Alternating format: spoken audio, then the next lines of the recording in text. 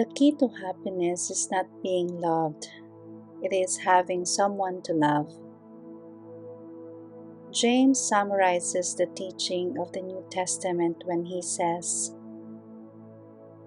James 1 verse 27, "Pure and undefiled religion before God and the Father is this, to visit orphans and widows in their trouble, and to keep oneself unspotted from the world."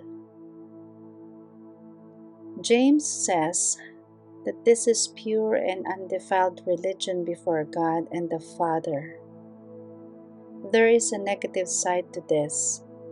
Keep oneself unspotted from the world, but the positive takes precedence.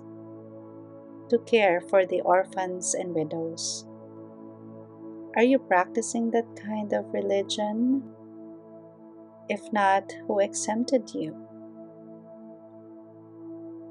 Let me tell you one thing that most of us could do. I have in my heart a real burden for single mothers. Most single mothers have a very difficult time. I believe the church has an obligation.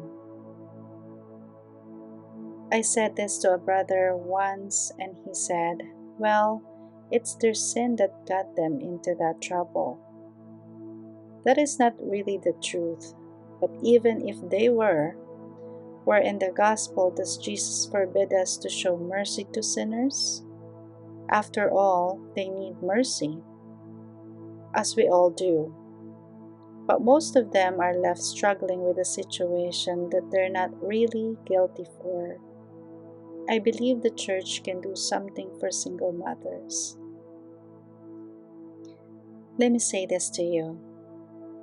The key to happiness is not being loved. It is having someone to love. That's what makes life exciting.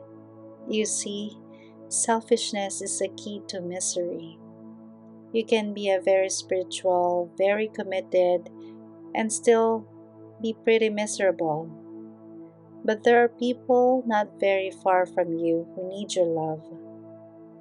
They may not be very lovable people. In fact, they may be a little bit bitter, a little bit angry, a little bit against God, saying He hasn't treated me right. Why am I in this situation? But I want to tell you, if you really want to be happy, find somebody to love.